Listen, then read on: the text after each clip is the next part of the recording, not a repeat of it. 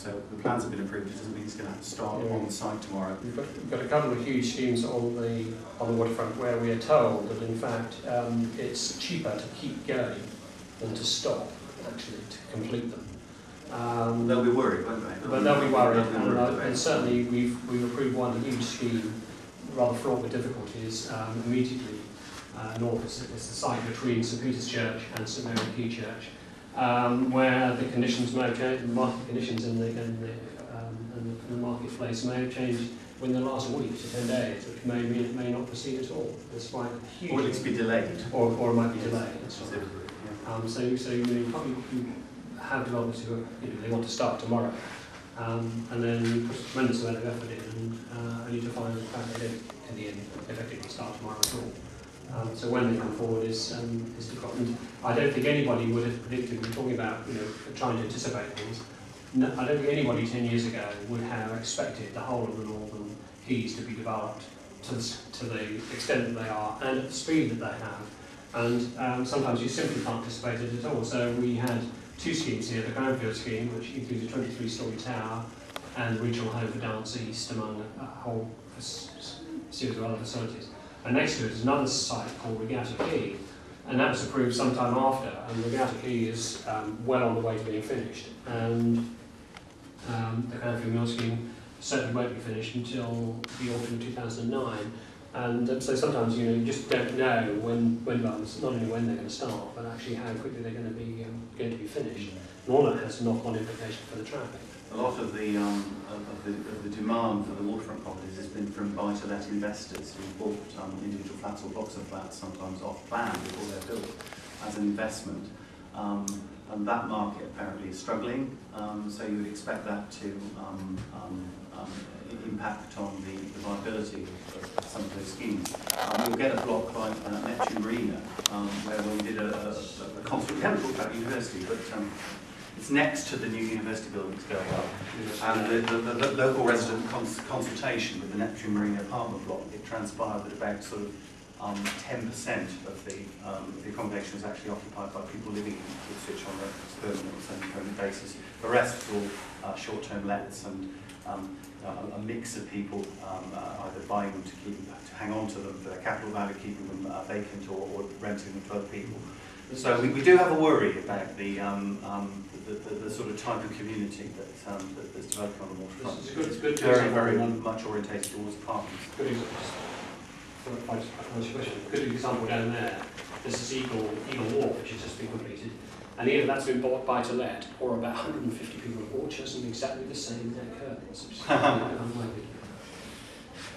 just only worried that so many apartments are being built, and that more people want houses, don't they? Yes. And so I'm worried that there's not going to be enough houses, there's going to be too many flats, and then it's just not going to meet the demand properly. It's partly not our choice. We have to consider proposals that are put before us, and the pressure from the market on the waterfront was to build. It was felt not to be a particularly suitable location, I think, for family housing, or the actual dock at the waterfront. And the developers thought it was an ideal location, as is happening all around the country. If you go to Bristol, you go to Liverpool, you go to London. On the waterfront, you get apartments. So this was Ipswich's sort of version of that. So to some extent, you can't overestimate the power of the local authority to say, well, no, we don't actually want you to build apartments, we want you to build houses, because if it's residential, it's residential. You have to sort of go with the flow, as it were. Sorry, I forgot what your question was. I was just saying, and the other thing is the density thing.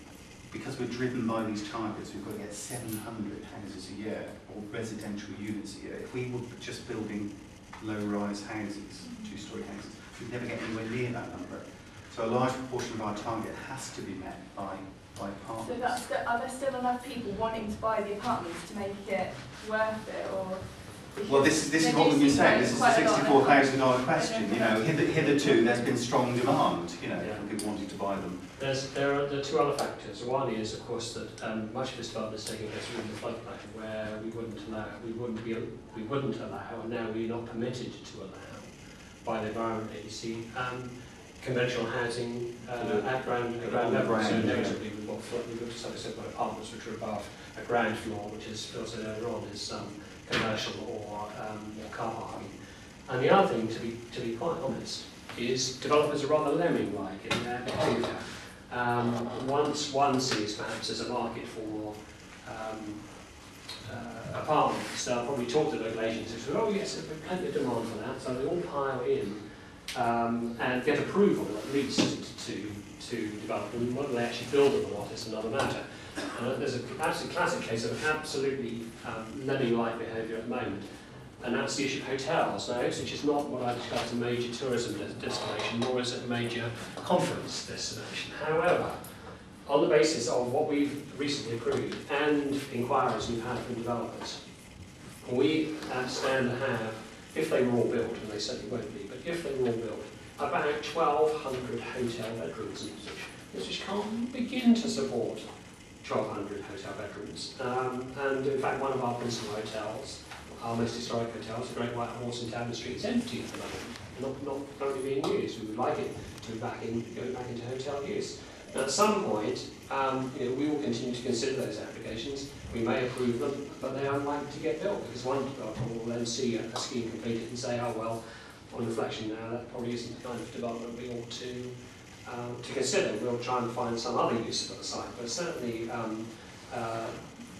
once one developer or a couple of developers see a market, they all rather pile in. So like one successful Hollywood Western, and then everybody decides to go start making Westerns. So it's a similar principle, and that what does also make it quite difficult.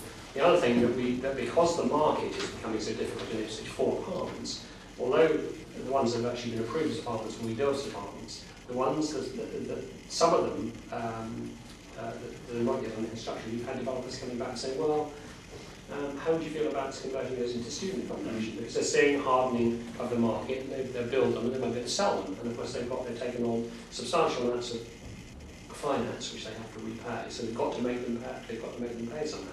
So I won't say we're driven, blown about by the market, but it's quite interesting to see the way in which in the course of say only 6 months we may see a complete change in the way that the types of development come forward, and it's quite important. The planning system basically allocates land, tries to facilitate development, but to a large extent it has to run with what the development market is dictating at any one point in time. Not entirely, I mean that's a sort of extreme position, but we have to run with where the investment pressures are to allow the town to develop in a realistic way. So we can't, we can't. I mean, has anybody ever worked out a figure as to what the multiplier effect, the gain is of the new apartment areas that are going up around the wet dock, bearing in mind it was largely a derelict site? I don't know myself. Obviously, you hit on the point there, that as we said earlier, that the port was moving of its own accord. Yeah, and the port was shifting downstream. And so silos and other buildings were being left vacant, so something had to be done with them. And I think the general consensus was that waterfront development, mixed use, we would like to, we still push for mixed use now. We're very pleased to have got the university down to the new university building, because we don't want to see it residential, pure and simple. But the other thing, again, the compactness of the area and the traffic barriers apart. Obviously, another theme recently in planning has been accessibility, and that any housing built here is incredibly accessible in terms of the town centre facilities. You don't need a car if you live here. You can walk to the town centre. You can walk to the railway station to get on